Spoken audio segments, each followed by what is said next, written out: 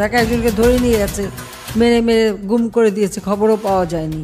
করুন একটি স্যাঁতসেঁতে অন্ধকার ঘর, সেই ঘরের গ্রিলের সঙ্গে ক্রুশের মতো করে বাঁধা এক তরুণীর দুটি হাত। তার শরীর থেকে কেড়ে নেওয়া হয়েছে ওড়না, যা ছিল তার লজ্জা নিবারণের শেষ সম্বল। আর সেই অসহায়ত্বের সুযোগ নিয়ে নির্যাতনকারীরা এসে উপহাস করে বলছে এমন পর্দাই করেছে, এখন সব পর্দা ছুটে গেছে।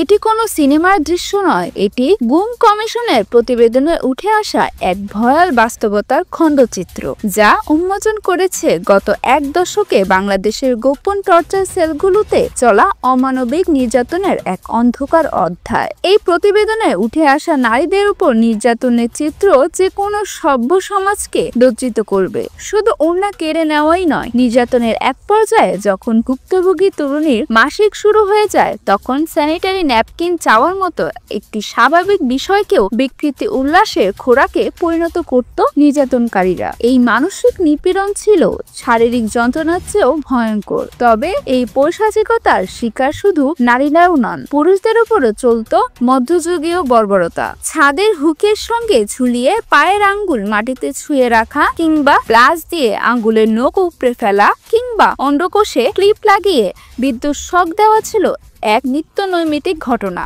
$20 মতো অভিনব কৌশলে নির্যাতন করে বন্দীদের মাংসপেশি ছিন্ন ভিন্ন করে দেওয়া হতো। অনেকে নিজের শরীর পোড়ার গন্ধ পেতেন, বমি করে দিতেন অথবা অজ্ঞান হয়ে যেতেন।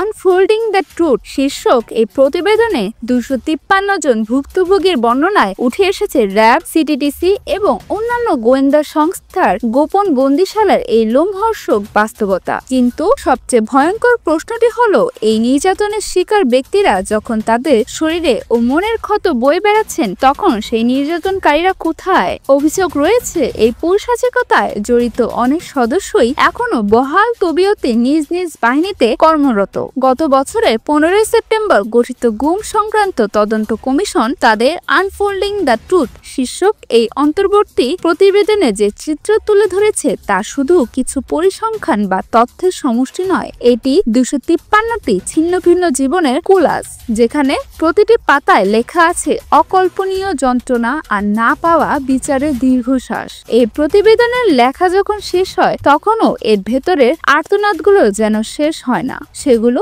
রাতের আধারে ফিসফিস করে প্রশ্ন করে, আদৌ কি অত্যাচারীদের বিচার হবে? পলিটেকো নিউজ, আমি তাসমিয়া বিনতে জামান স্নেহা।